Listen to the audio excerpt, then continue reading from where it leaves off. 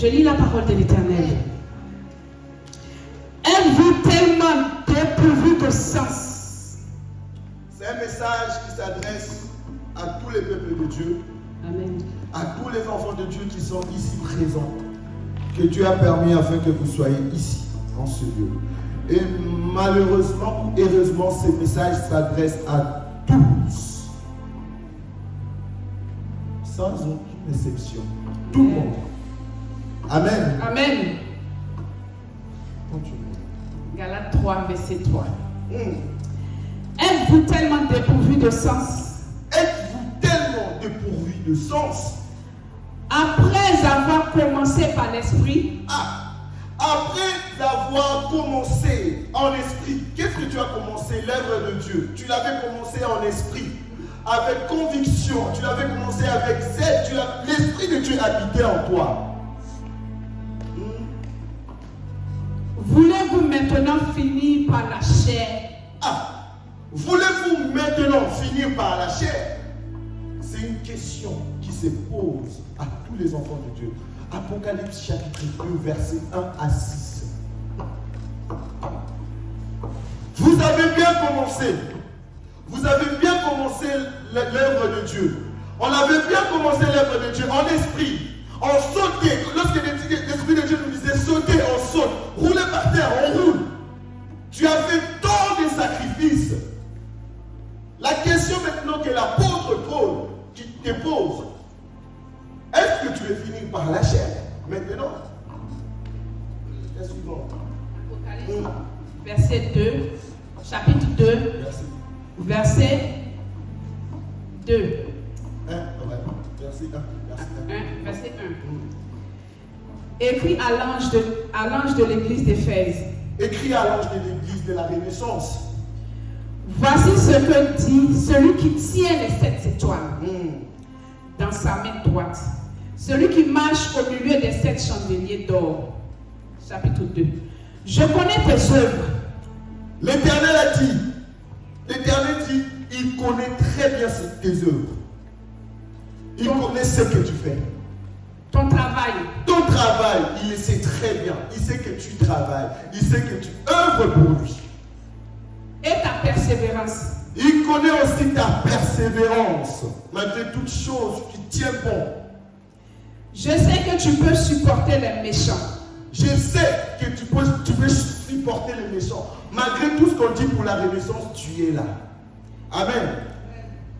Que tu as éprouvé ceux qui se disent apôtres et qui ne le sont pas. Oui, tu as éprouvé. L'Esprit de Dieu t'a donné l'esprit pour discerner ce qui est bon ou pas. Amen. Et que tu les as trouvés menteurs. Oui, tu les as trouvés menteurs, tu es jusqu'à-là. Amen.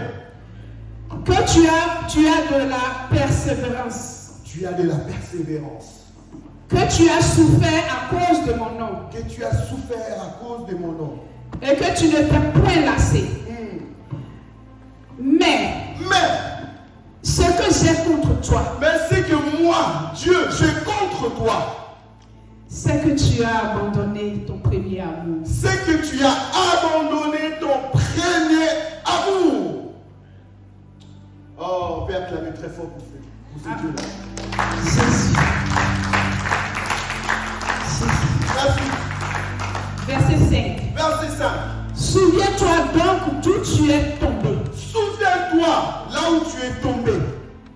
Répands-toi. Répands-toi. Et pratique tes premières œuvres. Et pratique tes premières œuvres. Sinon, je viendrai à toi. Je viendrai. Et j'ôterai ton chandelier de sa place. J'ôterai les chandeliers. La lumière que j'ai mis en toi là, je vais ôter ça. Après. À moins que tu te répandes. Acclamons très fort pour cette parole. La parole est claire.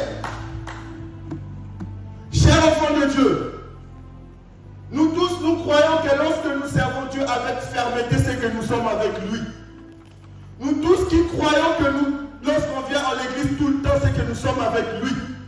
Nous tous qui croyons que lorsque nous servons Dieu tout le temps, nuit et jour, on chante bien, c'est que nous sommes avec lui. Nous tous qui croyons que lorsqu'on parle, les gens tombent, c'est que nous sommes avec lui. Sachez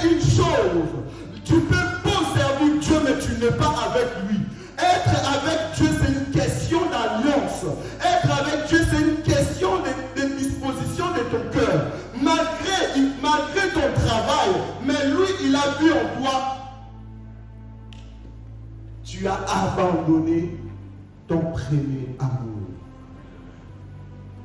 Dans Galates chapitre 3, tu as commencé à servir Dieu avec tout ton esprit, avec l'esprit de Dieu qui travaillait. Dieu t'apparaissait la nuit. Dieu te parlait. Maintenant, où es-tu, ma soeur? Où es-tu, mon frère? Dieu parlait avec toi. Toi, tu voyais Dieu apparaître.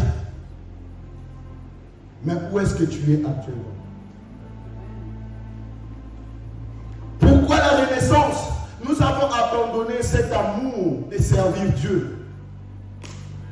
C'est toi qui disais aux autres, venez servir Dieu, il va vous bénir. Maintenant tu es devenu pire, même les gens que tu demandais de venir, que Dieu va les changer. Le monde t'a changé. Le monde t'a pris. Tu es rentré dans brousse. Toi qui étais déjà sorti. Toi, animal, tu étais dans les sauvages. Tu es devenu domestique. Tu t'es dit non, la vie de la maison, je ne peux pas. Je vais rentrer dans brousse. Peuple de Dieu, revois bien ton cœur. Quelle œuvre que tu faisais que tu ne fais plus? Quelle œuvre que toi, on te connaissait, tu venais à l'église à 8 heures. Mais aujourd'hui, tu as laissé. Toi, on connaissait que tu venais pour adorer Dieu. Tu regardais personne autour de toi, mais c'est toi qui as lâché la main de Dieu à cause de ce qu'ils ont dit. Toi qui se disais, je sers Dieu avec fermeté, mais c'est toi qui as lâché la main. C'est pour cela qu'on dit, ne juge point. Peuple de Dieu, peuple de la Renaissance, revenons aux premières œuvres que nous faisons à la Renaissance. Amen. Revenons quand nous étions en train d'adorer sans regarder l'heure. Revenons quand nous étions en train d'adorer, lorsque les chantres chantaient, ils ne chantaient pas parce qu'ils avaient envie, c'est parce que l'Esprit de Dieu les dirigeait. Parce que lorsque l'Esprit de Dieu nous dirige, tu ne regardes pas l'heure, tu ne regardes pas la fatigue. Nous tous là, nous sommes fatigués. Pour ceux qui travaillent. Fatigués dans la semaine, il y a le soleil en plus. Mais pourquoi nous venons servir Dieu avec tant de tristesse, avec tant d'amertume? Dieu te pose la question, tu commençais à prêcher en esprit. Pourquoi tu finis dans la chair? Tu commençais à modérer en esprit. Pourquoi tu finis dans la chair? Tu commençais à chanter en esprit. Pourquoi tu finis dans la chair? Pourquoi suis-tu les autres? Il demande à Adam, où es-tu? Adam dit, je me cache parce que je suis nu. Qui t'a appris que tu étais nu? Toi tu dis à Dieu, je ne peux pas rentrer vers toi parce que je suis nu. Qui t'a dit que tu étais nu? Seule la parole de Dieu peut compter dans ta vie. Mais tant que tu commences à compter sur la vie des autres, tu t'éloignes de la parole de Dieu. L'œuvre de Dieu que tu faisais avec fermeté, aujourd'hui tu fais avec lâcheté. Il faut savoir, la plus grande déception de Dieu est que tu puisses aller voir d'autres dieux que lui. La plus grande déception que Dieu n'est pas pardonner, c'est lorsque tu vois un autre Dieu que lui. C'est même le premier commandement, parce que c'est un Dieu jaloux. Vous savez ce qui est arrivé au roi Nabuchodonosor? C'était le roi Darius, celui qui est rentré dans la forêt. Il est devenu un animal. Pourquoi? Parce que il n'écoutait pas. Mes frères et sœurs, sachez une chose. Le message que nous avons, ce qui s'est adressé ici, que la servante Marie, que tout ce qui s'est passé ici, ne prenez pas ça pour applaudir, prenez ça pour réfléchir. Ne prenez pas pour applaudir. Ce n'est pas fait pour être applaudi, c'est pour réfléchir. Prenons conscience. Changeons d'attitude parce que Dieu veut nous bénir.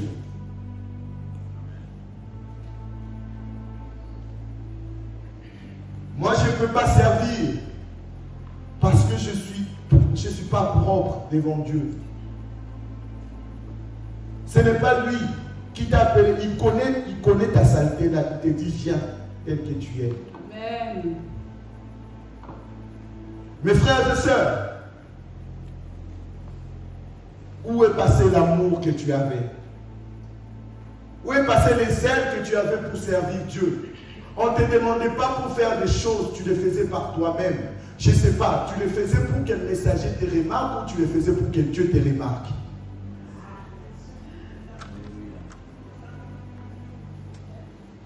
Amen. Amen. Tu les faisais pour que le pasteur voit que tu les fais ou parce que Dieu voit que tu le fais?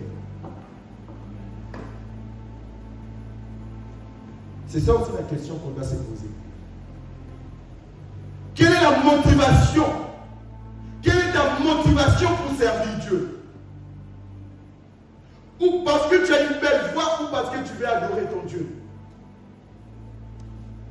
Parce que tu veux être proche du messager ou tu veux être proche de Dieu?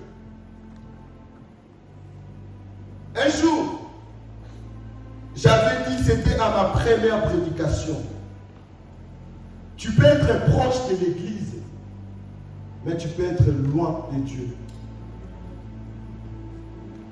Beaucoup des enfants de la Renaissance cherchent à être proches de l'église, cherchent à être proches des pasteurs, proches des prophètes, proches des apôtres, mais ils sont loin, très loin, très loin, très loin, très loin de Dieu. Pour même faire l'œuvre de Dieu ici, si un prophète dit donne l'argent, c'est toi qui vas donner 500 €. Mais les dieux que tu sais, quand tu es malade là où les prophètes là ne sont pas là. Où sont tes œuvres? Personne n'est forcé pour venir à l'église. Mais où sont tes œuvres? Où sont-ils partis? Tout ça. Prenons conscience. Les chants, où est l'engouement que vous aviez lorsque vous commencez à servir Dieu?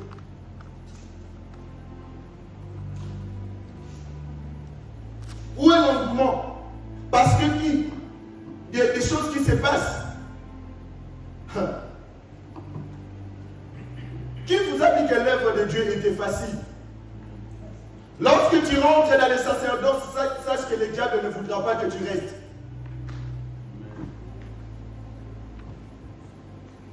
Cher peuple de Dieu, où est les ailes que vous aviez lorsque vous avez commencé à servir Dieu? Où est-il parti? Et ce qui est déplorable, malheureusement pour nous, Dieu nous dit, si tu ne changes pas d'attitude, j'enlèverai les chandeliers que j'ai mis en toile. La chandelle porte la lumière. Ça porte ta lumière. Dieu va enlever la lumière qui est en toi. C'est pour cela actuellement tu es en train de sombrer. Tu es en train de sombrer parce que tu as oublié là où tu es venu. Tu as oublié ta source. L'Église est en manque d'amour. Nous trahissons entre nous, nous détruisons entre nous, mais nous voulons que Dieu reste. Nous voulons que Dieu travaille. Si vous ne mettez pas le bois ensemble, comment aurez-vous le feu? La flamme, une puissante flamme, comment aurez-vous ça? Si vous ne vous mettez pas ensemble.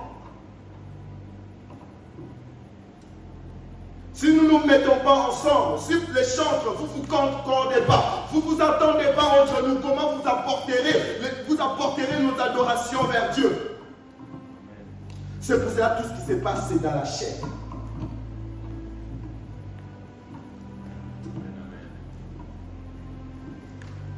Peuple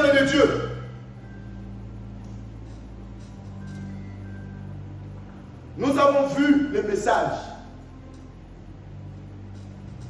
Pour que cela arrive, il faut que tu puisses être capable d'unir les gens.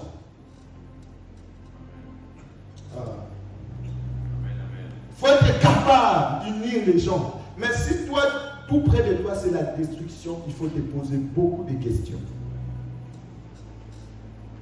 Là où tu es, là où tu mets ta bouche, ça détruit des choses. Il faut te poser beaucoup de questions. Mes frères et sœurs, nous servants serviteurs, je nous exhorte à revenir au premier amour. Car Dieu a besoin de cela. MC, réveille tes chants.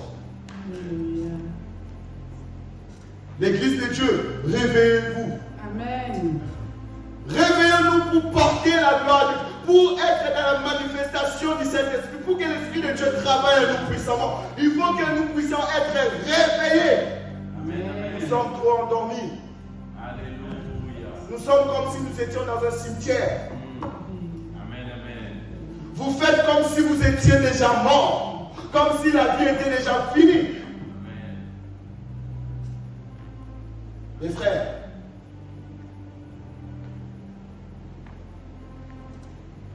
revenons. Revenons. Amen. Revenons. Amen. Revenons. Amen. Dieu nous dit, il connaît tout ce que tu fais à l'église. Mais si tu manques d'amour, tout ce que tu fais là, c'est en vain. Amen. Tu manques d'amour, tout ce que tu fais là, c'est en vain. Amen. Tu peux bon prêcher, si tu manques d'amour, tout ce que tu fais, c'est en vain. Amen. Tu peux bon exhorter, tout ce que tu fais, s'il y a un manque d'amour, tu fais rien. Tu peux bon chanter, si tu manques d'amour, tout ce que tu fais, c'est rien. Oui.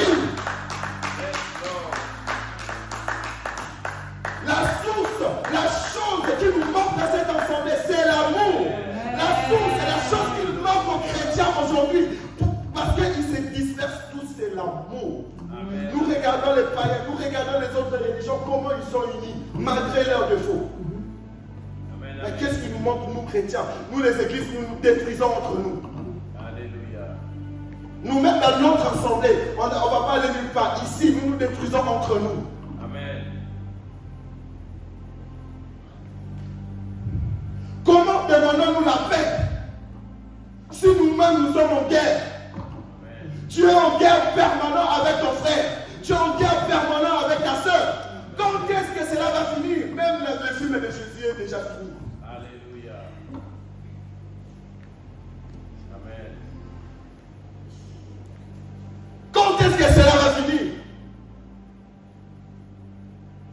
Tu viens ici à l'église, tu prophétises, tu chantes, tu fais les choses de Dieu, mais en toi, il y a un manque d'amour. Qu'est-ce que tu veux nous communiquer? Amen, amen. La source, c'est l'amour.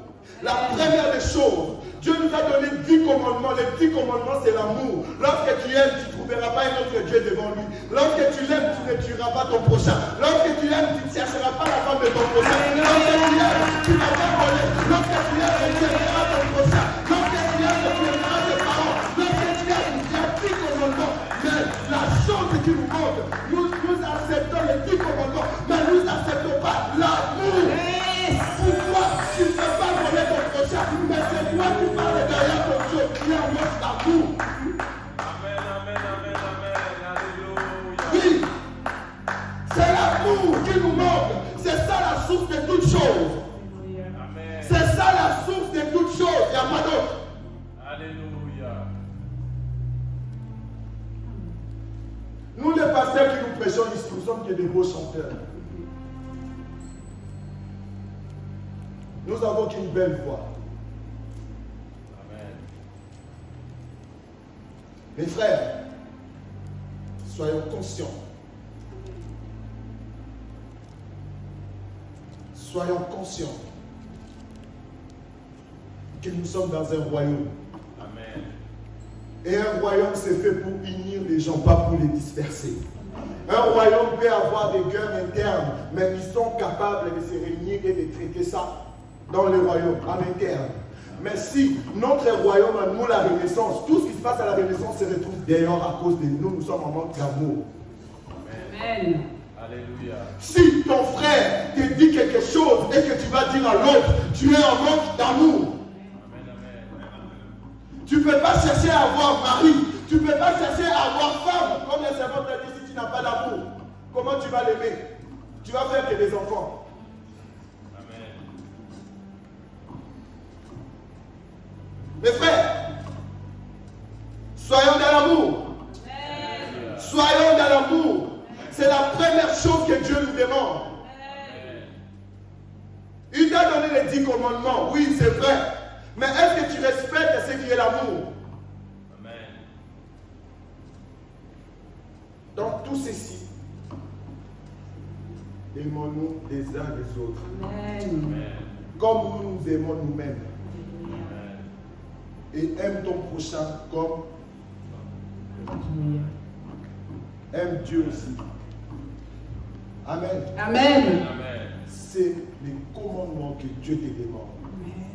C'est les commandements que Dieu te demande. Amen. Chers sentinelles, aimez-vous vivants. Ne n'attendez pas que vous soyez morts pour vous dire des éloges. On n'en a pas besoin. Alléluia. Quand il dit des éloges à un mort, il n'en a pas besoin, il n'attend rien. Amen. Il faut le dire quand il est encore vivant. Amen. Il faut dire le bienfait de ton prochain quand il est encore vivant. Dans l'amour, dans l'amour, dans l'amour, dans l'amour, dans l'amour, dans l'amour, dans l'amour. Et nous verrons la gloire de Dieu dans nos vies. Nous allons nous lever pour remercier l'Éternel sur ces moments. Merci Seigneur pour sa grâce. Merci pour ce moment de ta présence. Merci, merci Seigneur. Merci de nous avoir permis dans les bras d'être consolés. En ce moment, nous venons chez Dieu. Comme nous avons de toi. Remplis-nous de l'amour en ce lieu. Remplis-nous de l'amour en ce lieu. Remplis-nous de l'amour en ce lieu. Remplis-nous de l'amour en ce lieu. Remplis-nous de l'amour en ce lieu. Que ton esprit d'amour soit dans nos vies. Que ton esprit d'amour nous remplis-nous d'amour en ce lieu. Merci Seigneur. Merci pour ce que tu fais. Merci pour ce moment dans ta présence. Que l'esprit d'amour soit dans nos vies. Cette semaine, marcher dans l'amour. Tu vas saluer ton prochain avec amour et conviction. Je bénis vos semaines. Soyez tous bénis.